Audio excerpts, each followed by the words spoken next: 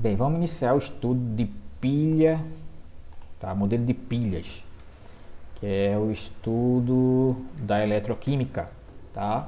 O modelo que a gente vai se dedicar a estudar é o modelo de pilha de Daniell. Daniell foi um químico inglês que viveu nessa época aqui. Em 1836, ele aperfeiçoou a pilha, o modelo de pilha de Alessandro Volta. Tá? Alessandro Volta viveu mais ou menos nessa época, e pouco tempo depois que ele morreu, Alessandro Volta, Frederick Daniell, ele aperfeiçoou esse modelo, ele construiu um modelo um pouquinho melhor, né? Na pilha de Daniell eu vou ter o polo positivo, o polo negativo, que a gente já sabe, numa pilha vai ter quem oxida, quem reduz, vai ter soluções, tá? Solução que é um líquido onde eu vou ter dissolvido uma substância. Então tudo isso que hoje a gente tem nas pilhas comerciais, que a gente usa em casa, tem na pilha de Daniell. O primeiro modelo construído foi esse daqui, que é o modelo de Alessandro Volta, tá? Que o nome pilha vem justamente desse modelo, empilhamento de zinco e cobre, tá? E aqui ele usou um material para segurar as duas placas, tá? O polo negativo era a placa de zinco e a polo positivo a placa de cobre, tá? Na pilha de Daniell é um pouquinho diferente. A gente vai ter zinco, como no outro modelo, e vai ter cobre. Só que além disso, eu vou ter duas substâncias líquidas, que é o sulfato de zinco, que é essa substância aqui, e o sulfato de cobre, que é essa daqui. Tá? Então, o que é sulfato? Como é que ele é o sulfato de cobre e como é que é o sulfato de zinco? O sulfato de cobre, ele tem essa coloração característica, ele é um azul dessa forma. E o sulfato de zinco, ele é incolor, ele está aqui, ó. Ele está na forma sólida, tem essa forma aqui, quando está dissolvido ele fica incolor, tá? O cobre a gente conhece muito bem, tem essa coloração característica, e o zinco tem essa coloração característica. Então essas quatro substâncias aí, o sulfato de cobre, que é esse, o cobre, o sulfato de zinco e o zinco, vão ser utilizados no modelo de pilha de Daniell. Como é esse modelo? Tem duas cubas, né? Dois beckers, né? Um becker vai ter uma solução de sulfato de zinco e no outro becker eu vou ter uma solução de sulfato de cobre. Então aqui tem o sulfato de cobre, aqui tem o sulfato de zinco. Essa aqui, esse retângulozinho aqui, é a placa de zinco metálico. Tá? Ele colocou o zinco desse lado, colocou o cobre do outro lado.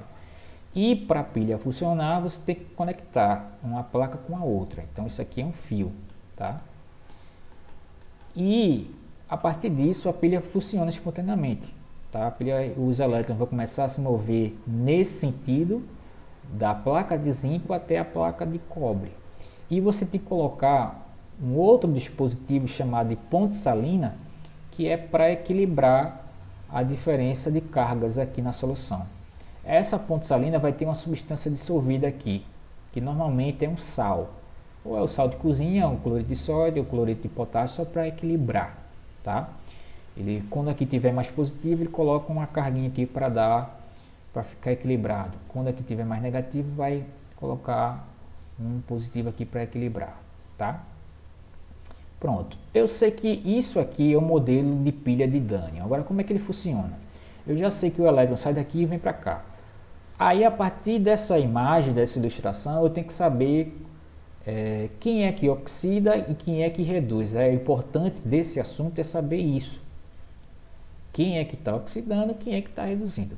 Se o elétron está saindo desse lado e está vindo para esse lado, eu sei que essa parte aqui, ela oxida, ela perde elétron. Então, esse polo aqui, se fosse uma pilha normal, aqui seria o polo negativo, tá?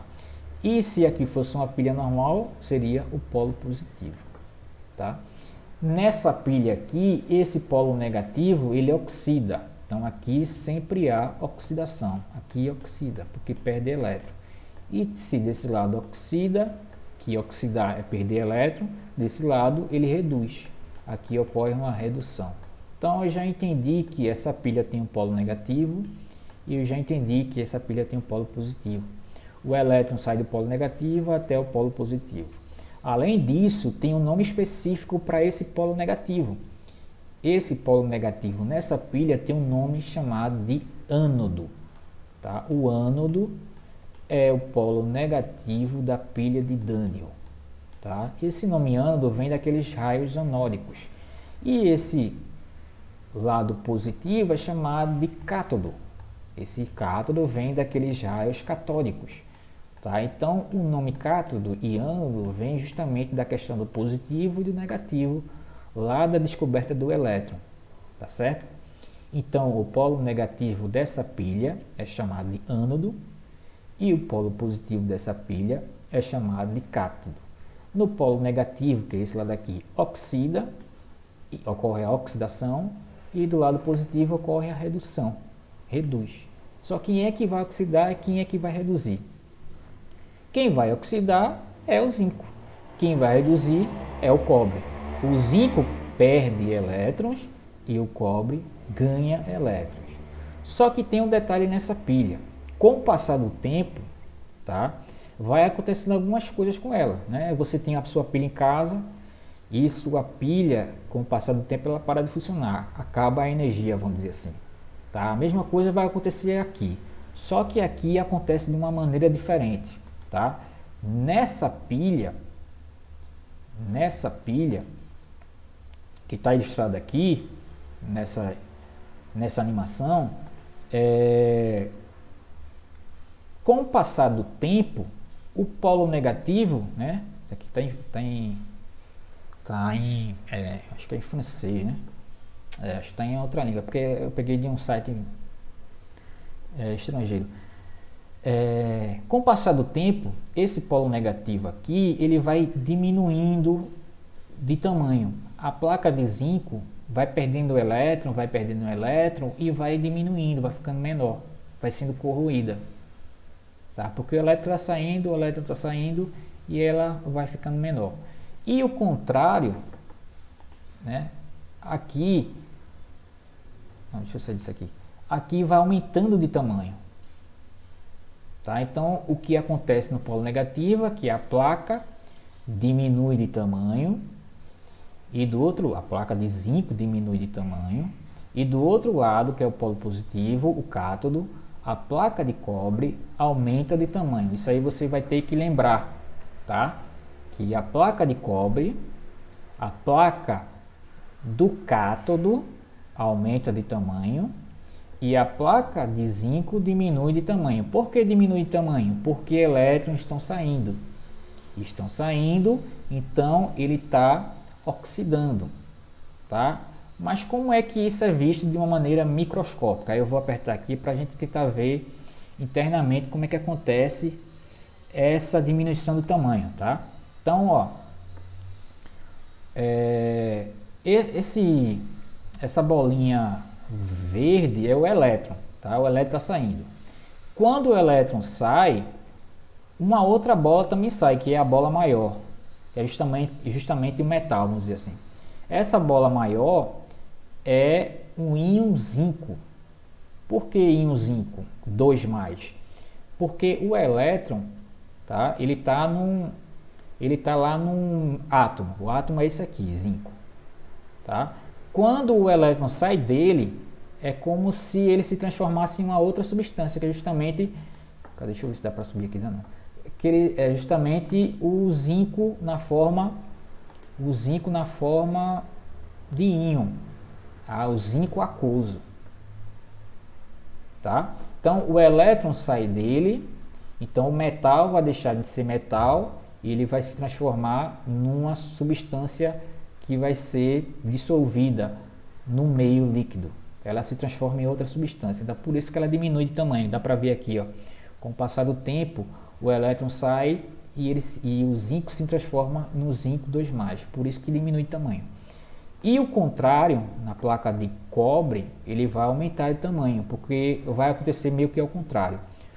O cobre, ele vai ganhar, o cobre que vai estar na solução aqui, ele vai ganhar elétron e vai ficar lá paradão. Vamos ver aqui.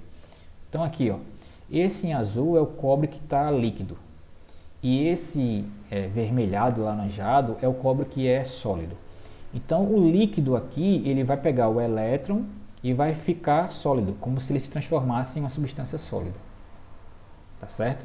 Então a ideia aqui é que o metal se transforma em líquido quando ele perde elétron, e o líquido se transforma em sólido quando ele ganha elétron. Tá certo? Esse é o funcionamento da pilha internamente, da pilha de Daniell. Tá? É o que você vai ter que entender. Vai ter que entender que com o passar do tempo a placa diminui de tamanho e a outra placa aumenta de tamanho. E a mesma coisa acontece com a solução. Tá? Não sei se dá para ver aqui, mas a solução, uma solução vai ficar mais concentrada e uma solução vai ficar mais diluída. Aqui não dá para ver, eu acho que não consegue ver não. Mas a solução que é incolor vai ficar mais incolor, não sei se tem como ficar, mas ela fica, ela muda de coloração, fica mais concentrada, tá?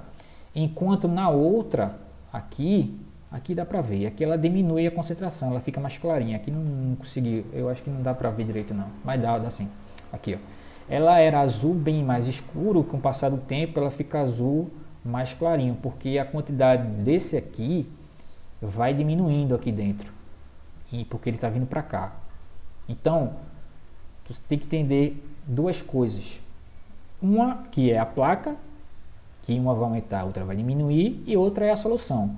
A solução de um vai ficar mais concentrada, que é essa daqui, porque não dá para ver porque é incolor, e a outra solução vai ficar mais diluída, tá certo? E aqui tem a ponte salina, para a gente terminar, só explicando aqui que essa bolinha verde é o elétron, sai daqui, passa por um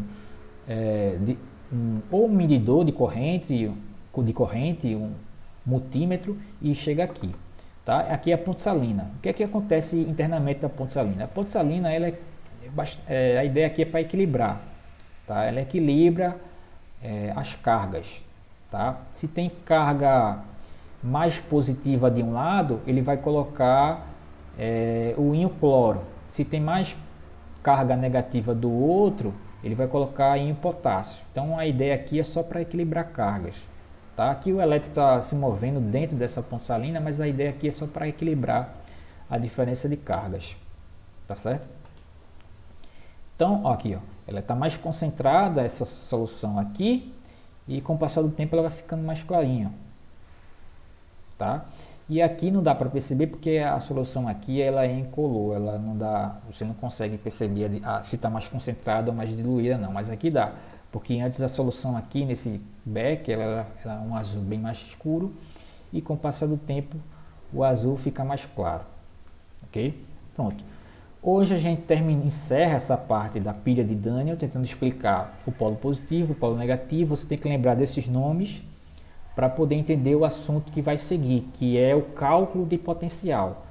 Tá? A gente vai tentar pegar equações, e essas equações vão ter potenciais, e identificar que a partir de um potencial, quem é que vai ficar no polo positivo e quem é que vai ficar no polo negativo, tá certo? Então até a próxima.